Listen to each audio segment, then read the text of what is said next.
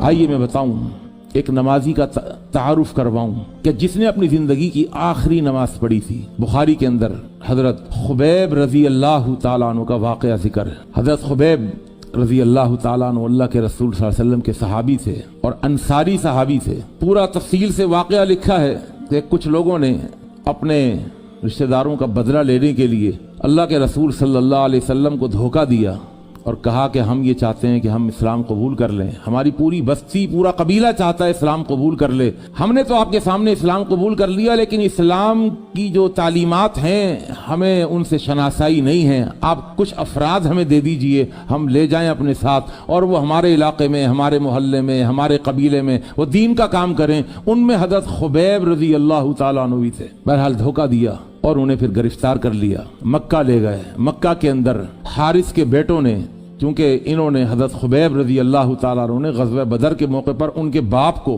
कत्ल कर दिया था।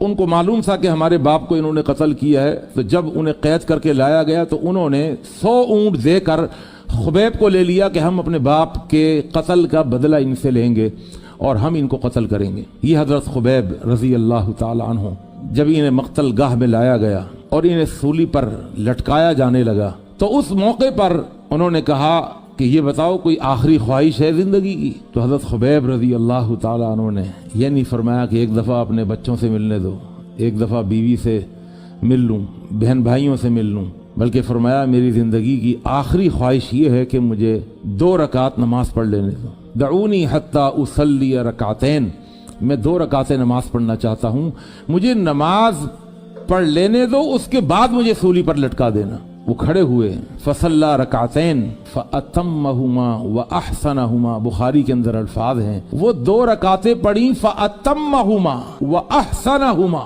बड़ी कामिल मुकम्मल 2 रकातें पढ़ी, फ़अहसनहुमा, और उन दोनों रकातों के अंदर इतनी खूबसूरती पैदा कर दी उन्होंने। और सलाम फेरने के बाद कहने लगे, वल्लाही अल्लाह की कसम, लौला अन तज़ुन्नु अन्ना मा बी जज़उन लतव्वलतुहुमा, मुझे आज इन 2 रकातों के पढ़ने में इतना मजा आ रहा था, इतना सुरूर और इतनी लज्जत हासिल हो रही थी। अगर मुझे इस बात का डर ना होता कि तुम ये कहोगे कि अच्छा इतनी लंबी रकात, इतनी लंबी नमाज, मियां मौत से डर रही है। अभी इनको पता है कि सलाम फेरते ही सूली पर लटका दिया जाएगा और 30 नेजा उठाने वालों ने नेजा उठाया हुआ है और उनको सूली पर लटकाकर 30 आदमी बैक वक्त उनको नेजे से छेद देंगे और उनके जिस्म के टुकड़े टुकड़े कर देंगे। कहने लगे, वल्लाही अल्लाह की कसम, लौला अन तज़ुन्नु अन्ना मा बी जज़उन लतव्वलतुहुमा, तो मैं इन 2 रकातों को और लंबा कर देता।